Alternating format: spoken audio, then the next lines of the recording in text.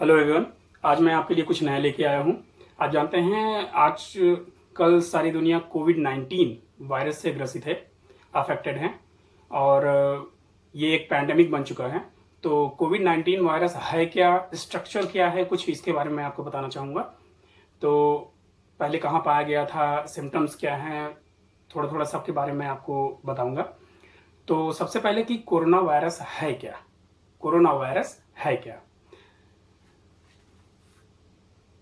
कोविड-19 जैसा कि एक शॉर्ट भी कहा जाता है कोविड-19। पहले तो कोविड-19 का फुल फॉर्म क्या है?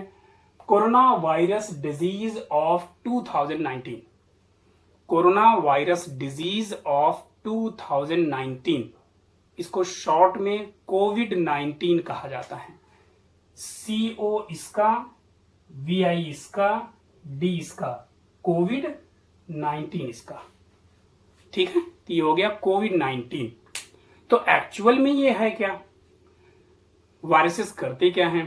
Actually viruses cause respiratory infections, यानी हमारे लंग्स में इन्फेक्शन वो करते हैं, जिससे वहां पे बहुत ज्यादा कफ कलेक्ट हो जाती है और हमें सांस लेने में बहुत प्रॉब्लम होती है। ये इसके मेजर सिम्टम में से एक माना जाता है।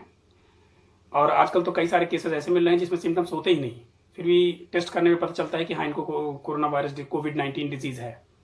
तो एक्चुअल में है क्या? They cause respiratory infections ranging from the common cold, यानी स्टार्टिंग में अगर होगा तो ये कॉमन कोल्ड जैसा लगेगा, धीरे धीरे इसके जो सिम्टम्स होते हैं वो सीवियर होते जाते हैं to more severe disease such as Middle East respiratory syndrome. एक कोरोना वायरस का टाइप ही जो इसको कॉज करता है Middle East respiratory syndrome, MERS। क्या है? Middle East respiratory syndrome, MERS। ठीक है। दूसरा क्या है?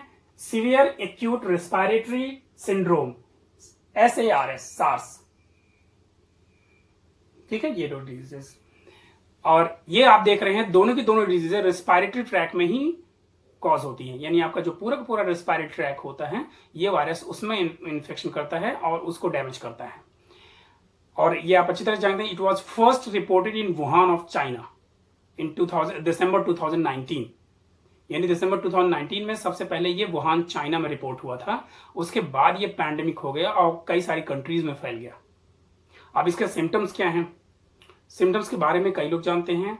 फीवर, ड्राई कफ, टायर्डनेस के साथ some patients include pains, nasal congestion. Nasal congestion मतलब नाक का बंद होना, हेडेक, सोर थ्रोट, गले में दर्द होना, जैसे जुकाम के समय होता है गले में दर्द। और कई सारे पेशेंट्स में ऐसी शिकायतें भी मिलती हैं कि loss of taste and smell. ठीक है, उनको टेस्ट नहीं मिलता और स्मेल भी नहीं मिलती है। और ज्यादातर जो सिम्टम्स होते हैं स्टार्टिंग में माइल्ड होते हैं, लेकिन धीरे धीरे वो सीवियर होते चले जाते हैं। अब इनका इंक्यूबेशन पीरियड क्या है? इंक्यूबेशन पीरियड क्या होता है? The time of entering the pathogen and start showing the symptom, यानी पैथोजन हमारी बॉडी में जब एंटर करता है और जब सिम्टम उसके दिखना शुरू होते हैं, इनके बीच का जो पीरियड होता है वो इंक्यूबेशन पीरियड होता है।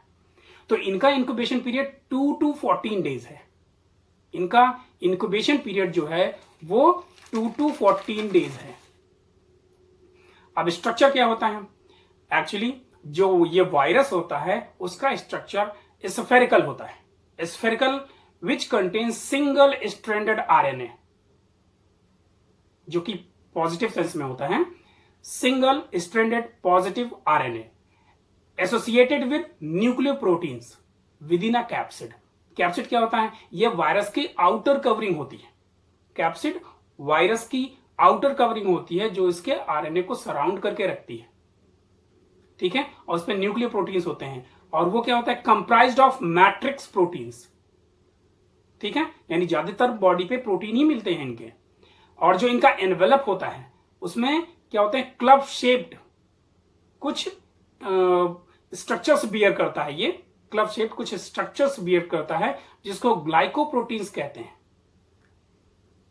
ठीक है, फिंगर लाइक प्रोजेक्शन थोड़े थोड़े निकले होंगे, पिन हेड लाइक, वो क्या होते हैं? ग्लाइकोप्रोटीन्स के बने होते हैं। और it contains the largest genome amongst all RNA virus.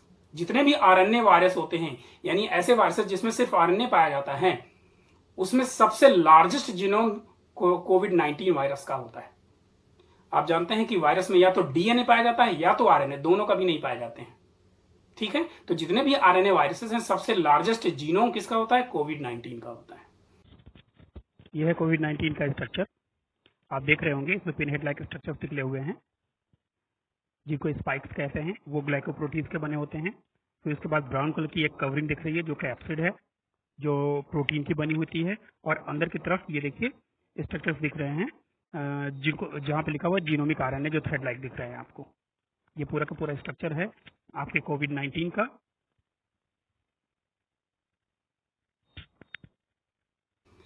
अब ट्रीटमेंट या प्रिकॉशंस की बात करें तो आप जानते हैं it doesn't have any specific treatment. इसका कोई स्पेसिफिक ट्रीटमेंट नहीं है, ना ही अभी तक कोई भी इसका एंटीडोट तैयार किया गया है, ना मेडिसिन तैयार की गई है, ना एंटीबायोटिक तैयार की गई है, ना वैक्सीन तैयार की गई है, कुछ भी नहीं। ठीक है, लेकिन एक मेडिसिन होती है जिसको हाइड्रोक्सी क्लोरोक्विन कहते हैं, HCQ, हाइड्रोक्सी क्लोरोक्विन। उसको इस केस में बेनिफिशियल माना गया है और इससे कई कंट्रीज अपने पेशेंट्स को ट्रीट कर रहे हैं और काफी इफेक्टिव भी माना गया है। कई पेशेंट्स ठीक हो चुके हैं इससे।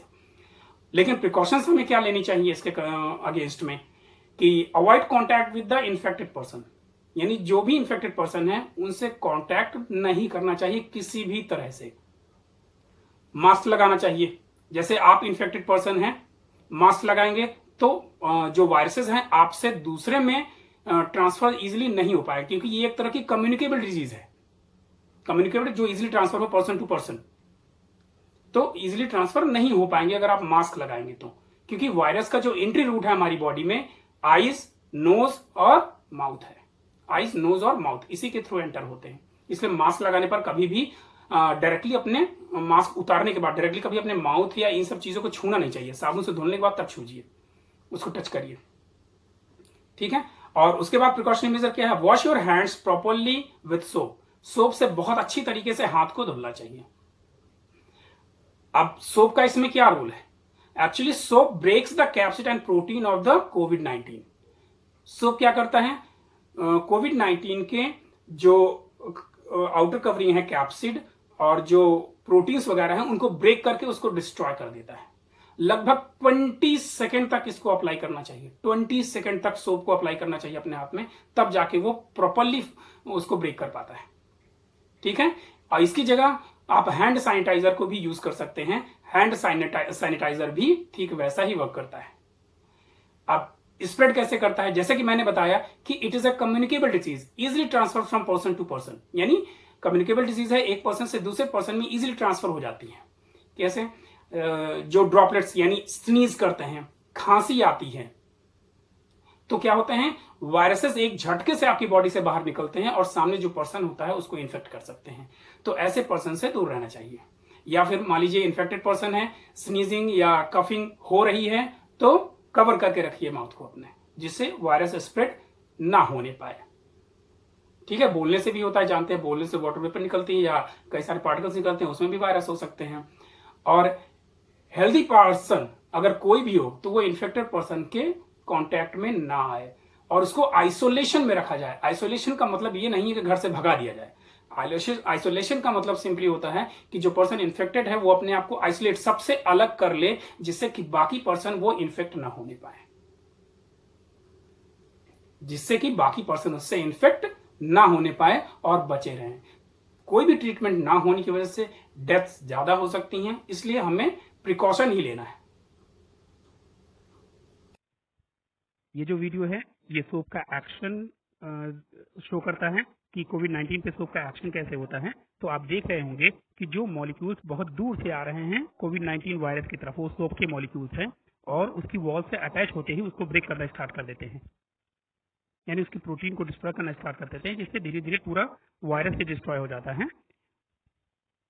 इस तरीके से सोप का एक्शन होता है। इसीलिए 20 सेकेंड्स आपको एटलीस्ट सोप से अपने हाथ धुलने चाहिए। अगर आप कहीं बाहर से आ रहे हैं और आपको लगे कि ऐसा इन्फेक्शन आपके हाथ में है तो तुरंत उसको धुल लेना चाहिए सोप से।